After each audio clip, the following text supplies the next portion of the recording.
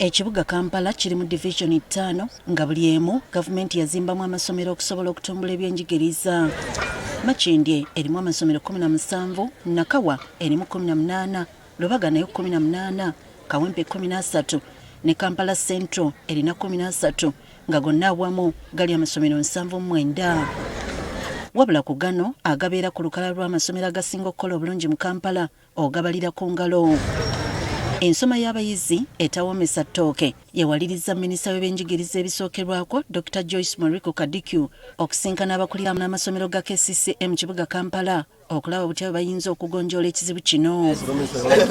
Mu nsisinkano eno akulira amasomero ga KCCA Charles Maginoti asoose kuloopera minisita ekizibu ky'abasomesa okutindiga engendo okusobola okutuuka ku masomero nga kibaviirako oluusi okutuuka ekikeerezi.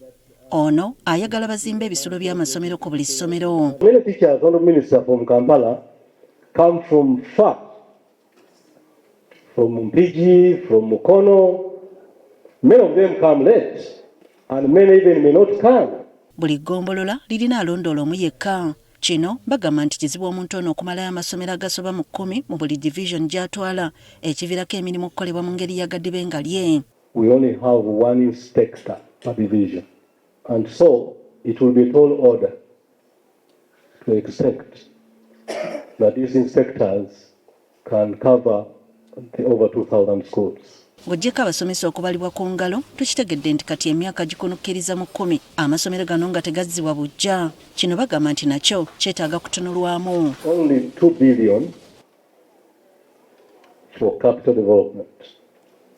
Honourable Minister, this capital development funding has been static for close to 10 years. And yet, as you are aware, with the UPD program, many children are enrolling in school.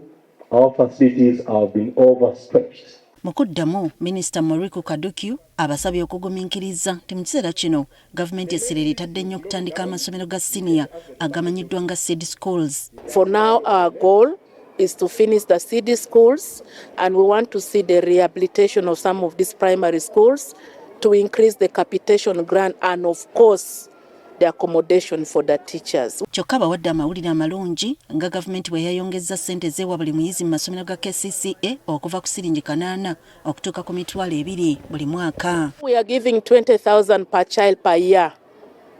Kampala City Authority has been getting 8,000.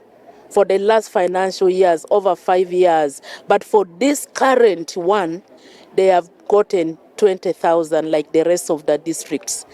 That is why their money has gone to 1.5 billion. Wano, minisita wasabidde amasomero obutapaaluusa nsimbi ze basaba abayizi okuyambako mu by'ensoma nti waakiriza ndibadde nga zenkana mu masomero ga KCCA gonna. What is it that we are offering within KCCA so that when somebody asks director, what is the range of charges within KCCA?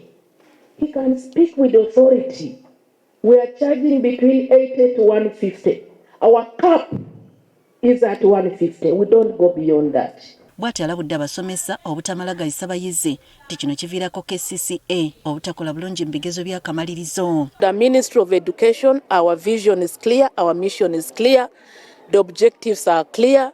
You promote a child to the next level on merit. Wano, Kansala Shira Komugisha, ssentebe w'akakiiko akavunaanyizibwa ku byenjigiriza mu KCCA, ategezezza minisita nga bwe waliwo abantu abagufudde omuze okwesenza ku ttaka ly'amasomero ga KCCA. Our schools are going thanks to these investors that you people tend to fear.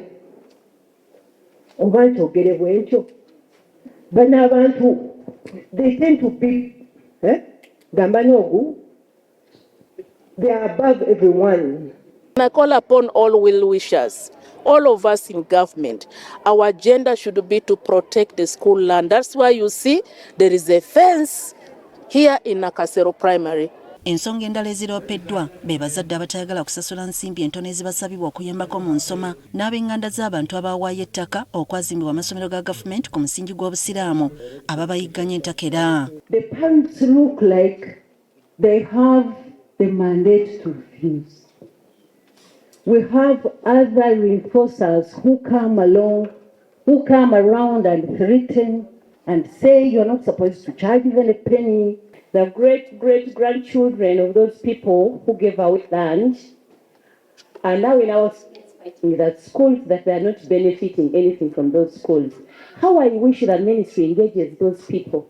You talk to them, perhaps you pay them. Bino bibadde ku ssomero lya Nakasero Primary Kampala ng'abakulira amasomero n'abakulembeze mu byenjigiriza basinkanye Minisita Dr. Joyce Moruku Kaducu okuba ttooki mu byenjigiriza mu masomero ga KCCA. Susan Nanyanzi agafeeyo ku Spark TV.